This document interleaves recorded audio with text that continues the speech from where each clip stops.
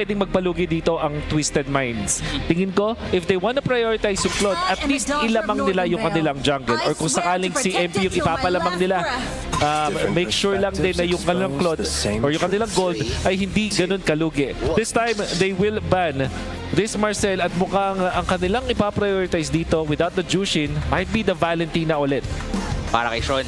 Tapos mag-open up na naman yun ng opportunity to be a flex. Of course, pwede pang mapunta sa XP. Yung Sora ay hindi napapansin ngayon kasi nga mas marami pang available at mas marami pang OP na heroes. And wow, I love that ban. Parang dililimit din talaga dito ng Falcons yung possible early aggression dito ng Twisted Minds. If Valentina ang pipili dito ng Twisted Minds, ipapano sila ng Falcons by picking up Suyu first. Pati yung sakali Yison Chin. Valentina nga ang pipiliin. And Falcons, hindi na magdadalawang isip. Suyu na yung kanilang pipiliin dito or without Guinevere. Suyu, and then probably Yison Chin ulit. Tsaka ubus na naman yung jungle option. So parang ang nangyayari, nagtatanggal lang heroes yung Twisted Minds PH. Tapos, sabi ni Falcon, okay, tatanggal kang jungle, paprayo namin, aagawan namin kayo. Pag hindi nyo pa rin pinikil sa first phase, ibaban lang din namin, mauubusan ng options itong si MP The King. So parang sila pa yung napapahamak dun sa ginagawa nila. Yes. Diba? Kung kukuha dito ng Suyu, kung hindi ba magsuyo dito ang Falcons, kukunin nila yung Suyu. Matik na yan. Pero yun na nga. Wala, nilak na. Ano, Wolf, QWERTY, ano bang posible dito? Magliliyo ba ulit? Kasi kita natin yung matchup, lugi eh. Hindi talaga, hindi na pwede magliyo pero baka mano-choice din sila but they might just go for something like a Fanny maybe or kaya di ko alam kung interesado sila mag-Lancelot katulad ng pinakita dito ni Cartesi before pero ang hirap na din i-pull off doon. Oo nga. Or siguro babalik sila dun sa mga tipong mga Joy na pwedeng mag-out-farm dito sa isang Suyo. But fortunately, makuha nila yung glue. Maybe tatapatan nila itong clone ng Kari or Harith. At Harith nga ang kanilang pipiliin para kay Owl. Hindi na sila magjo-joy dito sa ganitong senaryo panigurado.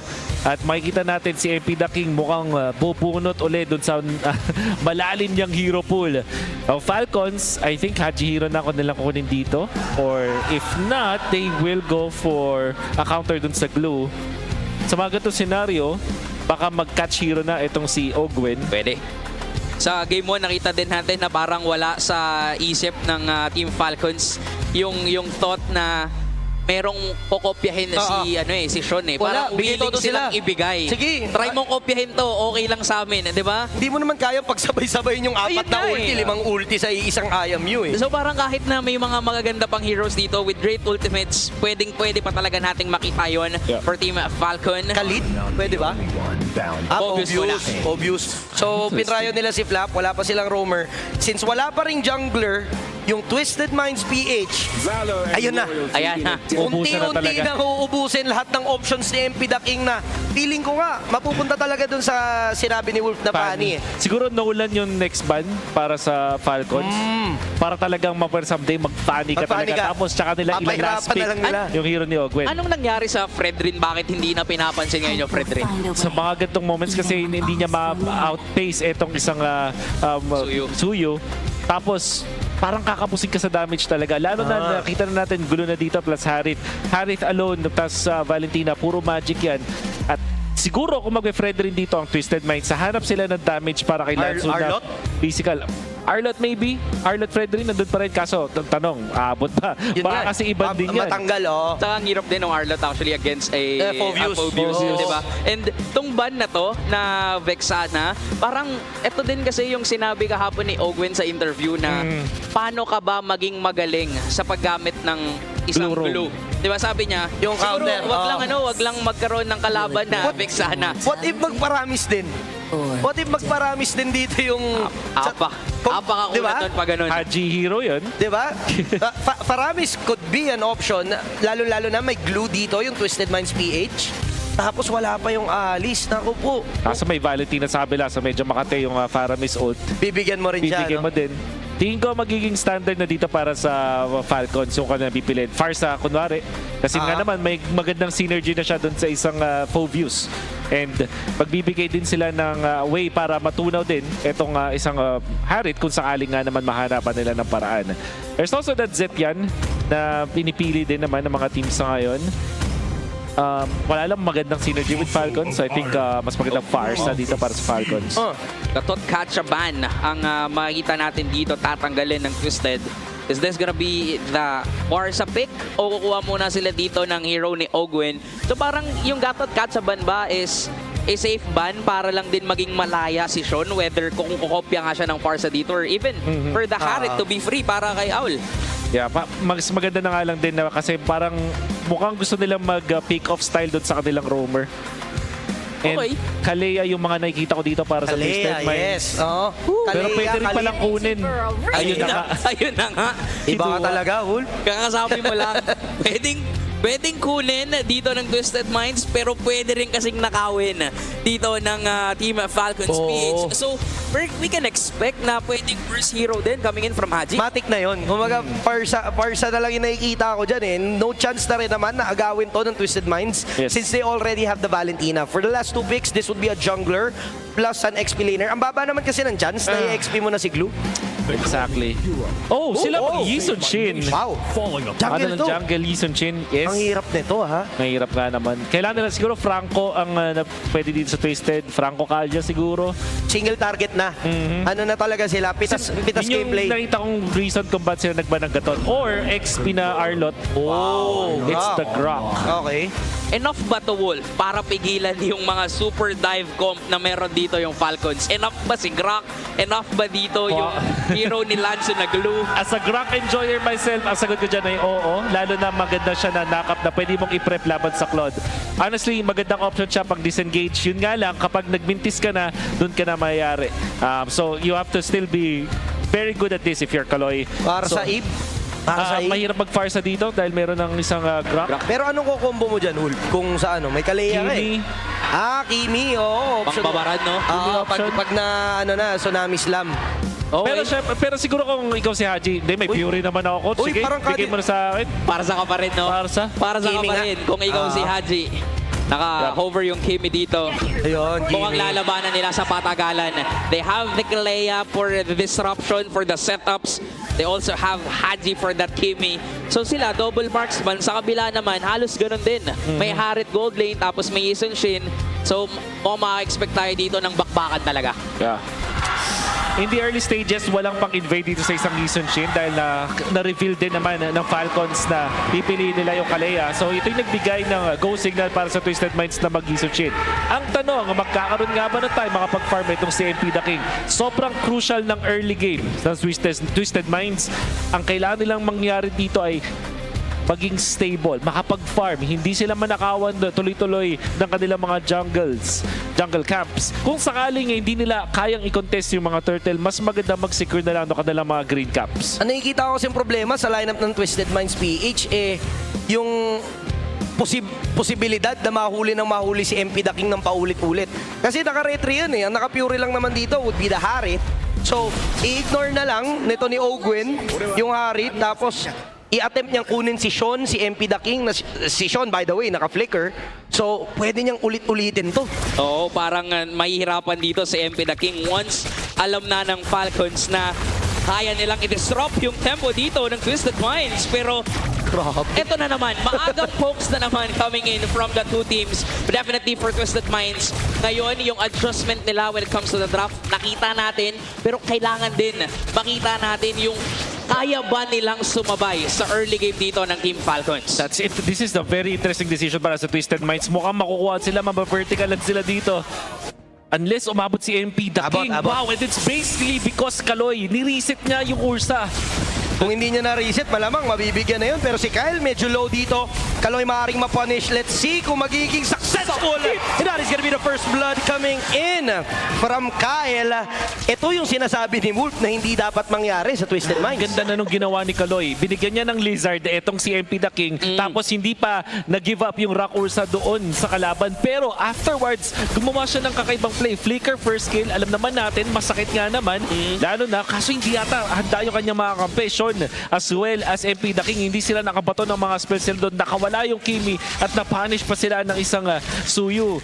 So, isang magandang play mula kay Kaloy and then the questionable one afterwards. Hindi pwede yan para sa Twisted Minds. Kailangan perfect every time. Nakakatakot yung ginagawa dito ng Team Falcons kasi kaya pala nilang mag-burst down kapag ka medyo nakakite nila yung kanilang kalaban. Ganito din yung nangyari kanina. Na-bait out ang Twisted Minds. Lalo na, ang dami pa ng mga miyembro. Si Kaloy na naman ang mabibigyan. Flicker Si out. Lansu, kamuntikan na, pero makakaligtas siya because of the spread. Pero again, sobrang problemado ngayon ng Twisted Minds PH kasi this is gonna be a free turtle. Nauulit Hindi na pa naman dire-retry. yung nangyayari kanina at hindi pa doon magtatapos ang lahat. Naku, may retry. Nakuha ba? Nakagaw? Nakagaw nga ni Kyle kasi open pa, available pa yung purple buff niya dun sa may kanyang jungle camp at mukhang hindi pa nila pagpapahingahin hanggat merong makikitang jungle camps dito sa side ng Twisted Minds, mukhang may balak silang kunin. Disaster para sa side of Twisted Minds. Imagine having this Grok na napatumba 2 beses. 2 minutes pa lang ang nangyari. That was pre-turtle na 2 deaths na itong si Kaloy. At ang naging resulta niyan, itong Falcons, hindi nila kinailangan na i-retry itong turtle at nag-snowball pa afterwards. Surely if MP the King secures that purple, things will be different. Kaso nga lang, hindi yun yung nangyari. Sobrang snowball na itong si Kyle. 1-0-1. 1,900 gold with the Fury Hammer at sapatos at meron siyang distinct na kalamangan dito sa Yisun Shin. Napakahirap na scenario para sa Twisted Minds. I know, I'm saying 3 minutes pa lang pero disaster na yung sinasabi natin. But we mentioned that yun yung condition ng Twisted Minds. Sobrang ganda rin talaga no, nung addition dito ni Haji for Team Falcons. Dito rin siguro pumapasok yung idea kung bakit naging role player na si Super Marco. Kasi meron din silang maaasahan dun sa gitna. Diba? Para malaya ka lang mag-farm dyan. Tapos yung pressure talaga nitong trio mid ng Falcons, parang ipaparamdam talaga nila sa kanilang kalaban. That is why for Twisted Minds, wala silang magawa kundi mag-focus na lang sa depensa. Oo. Kasi habang nangyayari yung lahat ng mga teamfight dun sa gitna, yung mga skirmishes, si Super Marco, chillin lang dito eh. Nagkiklear lang ng waves eh. Double lane na. Mamaya, ayan nga, double wave, may tsunamis lang pa si Ogwen. Ilang na ilang yung Twisted Minds PH na pumasok sa mga objective and ngayon mukhang si Lanzo pa ang planong bigyan. Full enough ba yung burst foot mechanics dito ng Twisted Minds? Kasi may setup sila pero parang papasok na naman tayo sa punto na sa early parang kulang na naman. Harit is harit. No matter what happens, kaya niyang ma-burst down. So yun yung bangko dito na Twisted. Eh nasasama dito si Owl. Tinry ni Kaloy. Setup na dito. Gusto atan lang pumalag pero andito na nga yung huli. Si Kaloy ang bibigyan. Flicker out. Inagawa yung damage pero mukhang andito na nga yung mga Jolly mula kay Haji. Pero siya rin naman ay papasukin. So that is gonna be a trade. Tumba si Haji dito pero nagwawala na ang Team Falcons. Isa pa ang kukunin nila. Sean will go down pero si Flap humaharap. Wala pa siyang planong tigilan pero magmamamba out na lang sila. Si Owl na yung next target. Mabibigyan ng espasyo si Super Marco makakuha ng extra gold. Owl might be in trouble pero sabi ng Team Falcons, okay na kami doon. Decide na yung Falcons na mag-out. Disiplina at malinis na sistema na naman ang nakikita natin dito mula sa Team Falcons. Binigyan ng Twisted Minds etong si Ogwen. I think tama naman desisyon lalo na meron silang Arif no moment na yun. Gamit lang din ng kanyang Tsunami Slam para makalayo sabay flicker out at then nag-in-out na yung mga members ng Falcons. Pumasok itong si Super Marco, pumasok si Haji and dun sa trade-off na nangyari, syempre mas lumang dyan ang Falcons now up 2,300 gold sa kanilang kompetisyon. First item pa lang ni Owl. Whereas itong si Kyle, nakikita na natin na meron ng Piercer. Naka-Sky Piercer ang makabagong build sa Suyu. Talagang manunuot talaga. Lalong-lalo na nakakuha siya dito ng mga early kills at tila ba hindi pa tapos. Gusto pa dito ng Team Falcons tumaban. Napakasakit na ng damage na kayang i-deal ng Team Falcons. Pero makakapag-push naman ang Twisted Minds doon sa mandang top side. Hindi kinaya ni Kyle yung puwersa ni Lanzo at ni MP the King. So kahit pa paano, nakikita natin, buhay pa rin yung Twisted Minds. Nagtitrade na lang sila. Insurance policy. Yan ang ginagawa dito ng Twisted Minds. They're just trading. Like you said, Gless. At ang siguro ang resulta dito is magkakaroon sila ng damage output in the latter portions with both MP the King and Owl. Ngayon, Spread. Flap. Uy. First down yata. Gusto nilang bigyan dito si Flap pero mukhang hindi ata maging enough. Pero ayun yung mga talon. Kaya ba mag-survive? That is gonna be the question. Uy. But Flap might go down and that is gonna be a kill from Owl. Si Lance maaaring maging trade-off. Dalawang XP laners ang tumba. Magiging sayawan naman sa gitna. Super Marco! Pero ngayon medyo magulo ang nangyayari. Yung pagong walang pumapansin. That is gonna be Kyle securing the turtle. Pero may buwat naman mula doon sa kamila. Super Marco is low and he will go down in the hands of Sean. Pero walang plano yung Team Falcons na basta-basta na lang pagbigyan yung Twisted Minds. Kukuha din sila ng orange buff. Hindi pa sila tapos. Si Kaloy dito na-try pa rin i-delay. Pero tila ba hindi na magiging successful pa ang Twisted Cyclops. Minds. Magkakabol dito ngayon ang Twisted. Pero papasok din si Flap. Mukhang kailangan na nilang mag-disengage. Team of Falcons, makikita natin dito, especially for Super Marco, willing siyang isakripisyo yung buhay niya. It's easy to say that Falcons ang nakalamang doon. At sila naman din talaga, economically speaking, lalo na nakuha pa nila yung orange buff dun sa may bottom lane. Yun nga lang, ang Twisted Minds merong W dun sa nangyari na yun. Nakuha nila yung pick-off kay Super Marco. At dahil yun kay Sean, siguro sobra-sobra sana ang mapupunta dito sa Twisted Minds kung sakaling si Owl ang nakapatay at nakakuha ng kill dun kay Super Marco. But it wasn't the case. Sean still gets it at nabuhay din naman. Nagkaroon din naman siya ng item because of that. At unti-unting nakakahinga ang Twisted Minds. Kung titingnan mo din naman kasi yung matchup na maigi, Super Marco onto Owl. Si Owl may 2 kills na kumpara kay Super Marco. So masasabi natin na kahit papaano, pag nagkaroon ng team fight, mararamdaman din ng Team Falcons yung damage ni Owl.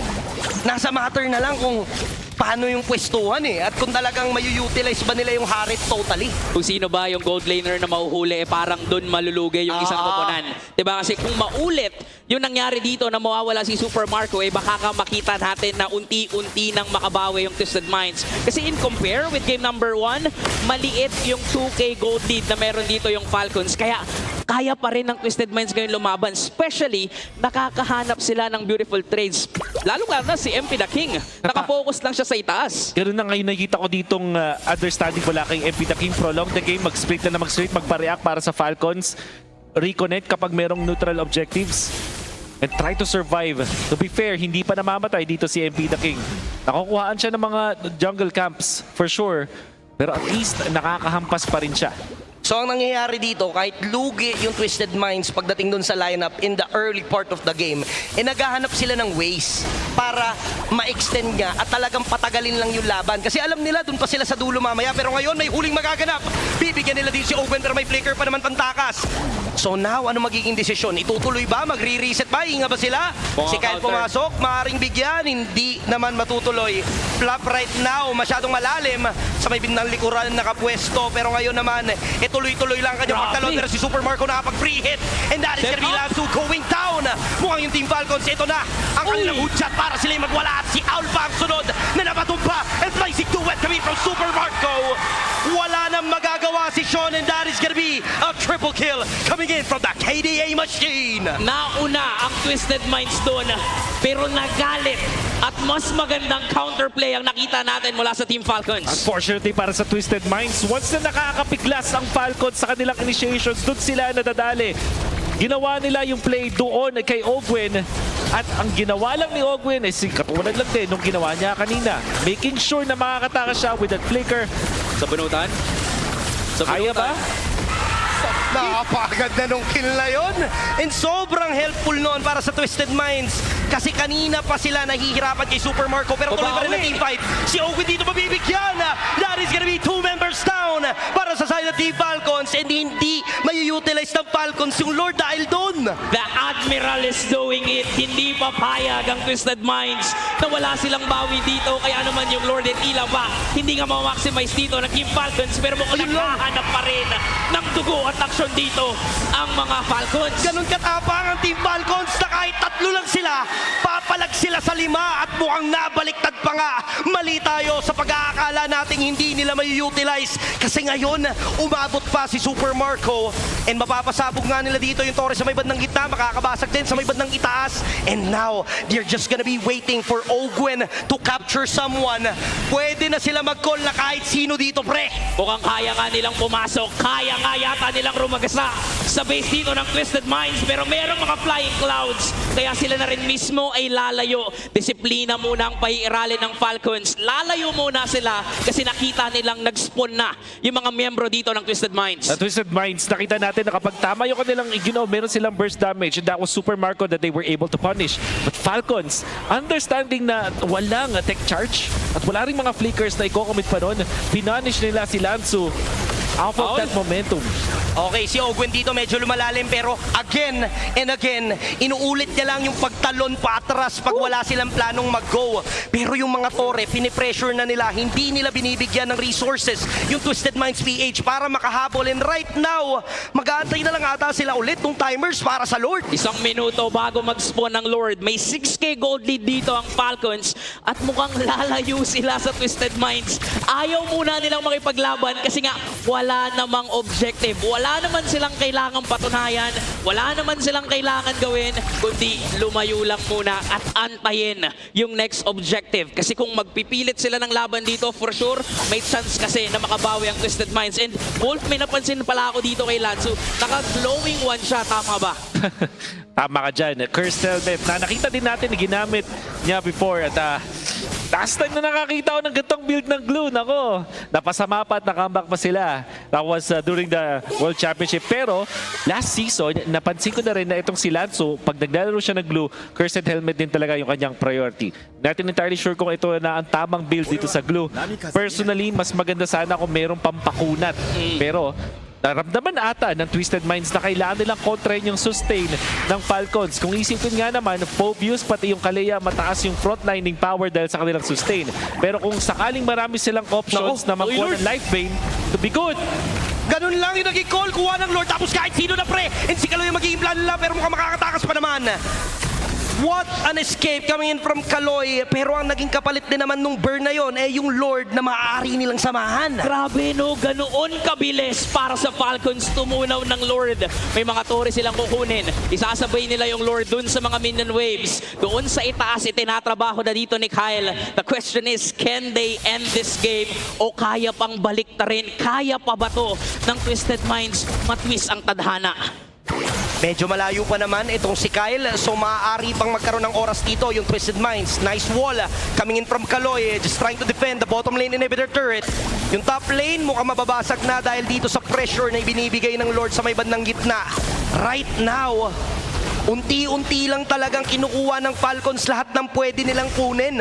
Naghihintay sila dito ang nilang opening. Super Marco, by the way, naka-Winter Crown. So, pwedeng mag-dive dito ang Falcons. Kaya na-conceal play. Mag-aanap yata sila ng target sa baba.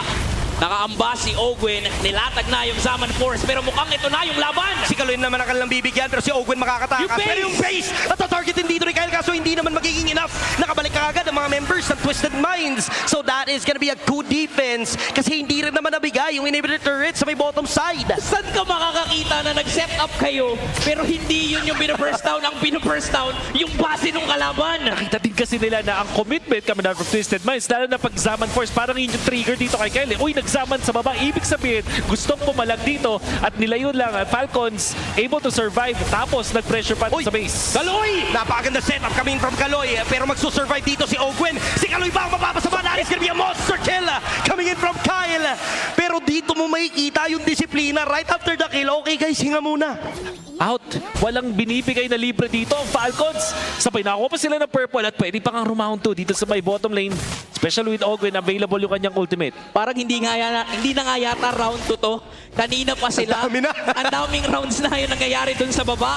At ngayon, hindi pa rin successful ang Falcons. Pero yung pressure kasi na napo-provide nila dito against Twisted Minds, napipilitan yung Twisted Minds na mag-react tulad nung kanina. Nag-set up si Kaloy. Ang ganda sana nun, but then again, papasok tayo sa punto na sobrang behind nila dito. 9k gold lead ang hawak ng Team Falcons. Pero props pa rin sa Twisted Minds kasi nadedip nila ng paulit-ulit. Dahil yun naman sa initiations kami na from Kaloy na willing silang magbato na kanilang mga katawan para lang dumepensa dito sa may bottom lane. Pero yung Falcons nararamdaman nila kahit pa natin bulag. This is only the third item para kay Lansu. In fact, mas mayaman pa si Kaloy kaysa kay Lansu. Ito yung medyo questionable talaga kapag hindi ka nag-snowball at gantong klaseng aggressive build ang binili mo. Kung ikaw ay glue, hindi ka makapronta Oo, masakit yung damage. Life Bane is also important. Pero hindi ka nagkakaroon ng moment na makakaharap ka sa kanyang mga nakatapat. Kasi kanina nakita natin na burst down niya si Super Marco. Nandun yung damage pero nasaan yung sustainability. Kailangan yan ngayon. Kalahati ang buhay ng Lord at mukhang yung round 3 ay gagawin ni Kyle sa baba pero mapipigilan na naman ng Twisted Minds yun dahil dun sa vision. Ngayon si Kalo yung pwedeng bigyan din dito ng Team Falcons. Reset dito sa Lord ang kanilang gagawin. Akala nila kaya nilang i-rush dahil medyo malayo si Kyle, pero hindi! Hinatak Si na. Kalo yung bibigyan. That is gonna be a mega kill coming from Haji. First kagad kung sinong pwedeng kunin. Again and again, yung call lang ni Ogwen dito. Tingin sa akin, pre! And na-force na ang Twisted Minds na lumayo. Na-force na silang hindi lumaban kasi wala na yung frontliner nila. Wala na si Kaloy. Nakikita mo dito yung mentality ng Twisted Minds. Iniisip siguro nila na hindi nila kayang, na hindi pwedeng lagi sila nasa back foot at try nila gumawa ng laban dun sa Lord. Pero nakita naman natin kung gaano kadelikado yung ginawa nila. Flicker in! Grabe yung pasok dito ng Falcon! Sa abot hanggang dulo! Pero napasobra ata dahil mabibigyan dito si Flap. At nandito naman yung Kapit coming in from Lanzo. Kaso sobrang layo niya na sa kanyang mga team members. So masasabi natin na maaari nga siya magbigyan pagbaba kaagad. Ay! And Lanzo, siya ay mapapatumpa. Apat laban sa apat ang mangyayari dito. The question is, magpupush ba? At gagamitin niya ba ng Team Falcons ng Lord na to? Lalapit May ulti na at si Ogwen. mamarcha na dito ang Team Falcons. Nag-conceal play pa. May immortality pang available dito si Ogwen at nandiyan na yung setup. Huhulin naman sila ng isa pero andito naman yung tectonic set. Kaso nga lang si Kelly papasok din. That is gonna be a kill coming in from Team Falcons. Pero Super Mark kung mapapagtay yung immortality. Kaya ba ng base lock? Kaya ba? Ilan pa yung minions? Pero hindi. That is a clean wipeout para sa Twisted Minds. At mukhang ito yung quiz na inaantay ng Twisted Minds. A beautiful defense na magagaling sa kanila. All started by Kaloy. Na nakakuha ng magandang pagtalo dun sa may likuran gamit ang tech charge pati flicker 0, 7, and 6. Pero nakakahanap pa rin ng paraan para mag-initiate. Look at that wall. Nandun sa kapila yung dalawa members but it was enough. And then naka-isolate sila. MP the King at Town. Ngayon na may items na sila, pag nagsabay sila ng kanilang mga target, natutunan nila ang Falcons. As you can see right now, Twisted Minds not out of it yet. Hindi pa talaga tapos ang laban na ito. Yung pinag-uusapan natin kapag umabot ng late game, kung hindi man yon nagawa ng Twisted Minds kanina, ngayon magagawa na nila. Pero hindi rin natin may pagkakailan na lamang pa rin ang Falcons. Especially wala nang base turrets dito ang Twisted Minds. 45 seconds bago mag-spawn yung Lord. So kailangan pa rin humanap ng paraan dito ng Twisted Minds kung paano nila mailalamang, especially yung mga minion waves. Ang kagandahan dito para sa Twisted Minds, alam nila na kaya na lang sumabay. For Falcons naman, ang kagandahan para dun sa nangyaring yon, lesson learned. Hindi na nila uulitin yung masyado silang malalim. Pero pag nagkaroon kasi ng Lord at sumabay yung Twisted Minds dito at nakagawa sila ng malupit na setup, hindi malabo na mabaliktad pa ang sitwasyon kasi nasa 19-minute mark na tayo. Konting oras na lang kailangan ng Twisted Minds. How good is Falcons sa kanilang experience? Magiging magulang ba sila sa Lord fight na to? Gagamitin ba nila yung advantage ng mga minion wave nila? Laban dito sa Twisted o mauunahan ba sila ng Twisted gamit ang tapang? Nagkakasilipan at nagkakaambaan agad dito ang dalawang koponan. Ogwen and Kaloy. Sila talaga yung magiging key player dito kung paano mananalo yung kanilang koponan. May mga minions. Lamang sa minion wave ang Falcons. Mega minions ang meron sila. Pero tila ba gusto na lang ng Twisted Minds makipagharapan. Sabayan na lang yata dito. Pero mukhang magiging mahaba-habang Lord Dance pa rin to. Pero ando na yung setup. Si Ogwen ata ang maaaring mabigyan pero may pantalon pa naman ata. Wala Sa pa yung bulungan. gamit na kanyang hinahanap pero may flicker out. Maabangan ata siya dito ni Sean. Nandiyan din naman si MP na King. And Ogwen will fall down. At ayun na yung inaantay ng Twisted Minds. Sa baba. Si Kyle sa baba. Nag-aantay. Naku, naku. Nag-aantay sa dito against MP the Oh, King. no. And Kyle will get the kill. Dahil doon sa kill na yun, mawawala na yung chance ng Twisted Minds. Minds na makapag-secure ng Lord.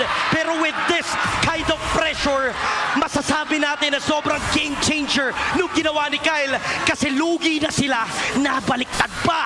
Tama ba? Nag-buy and sell siya doon, Immortality, tapos binenta niya ulit. Sabay mukhang dedepensa sila dito. Ganon kadami yung pinipindot ni Kyle dito. At ang maganda sa nangyaring trade para sa Falcons. Oh no! Wait, gitna.